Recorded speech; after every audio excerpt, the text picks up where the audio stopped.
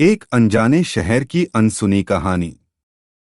किसी दूर देश में पहाड़ों की गोद में बसा एक छोटा सा शहर था जिसका नाम था अदृश्य नगरी। यह शहर अपनी एक रहस्यमयी घटना के लिए प्रसिद्ध था।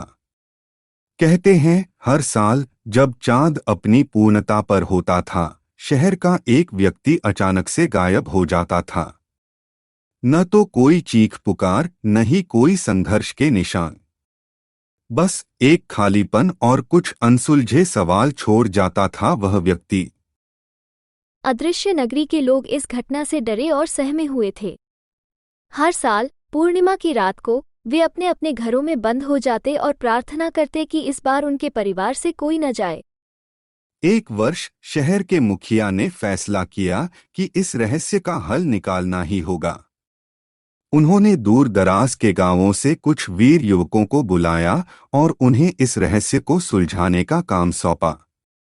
युवकों ने ठान लिया कि वे इस रहस्य का पता लगाकर ही रहेंगे। पूर्णिमा की रात युवकों ने शहर के चारों ओर पहरा दिया।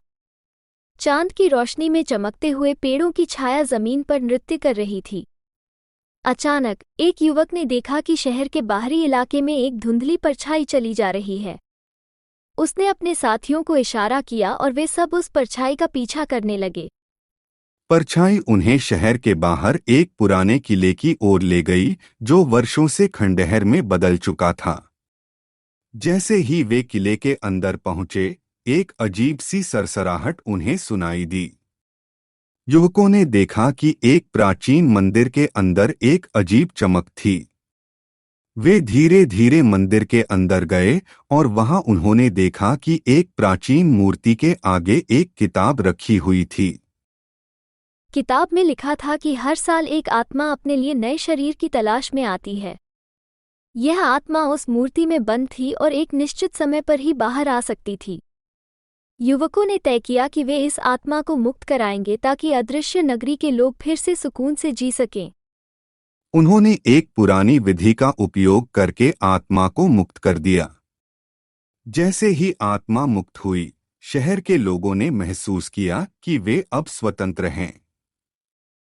उस दिन के बाद से अदृश्य नगरी में कोई भी व्यक्ति गायब नहीं हुआ।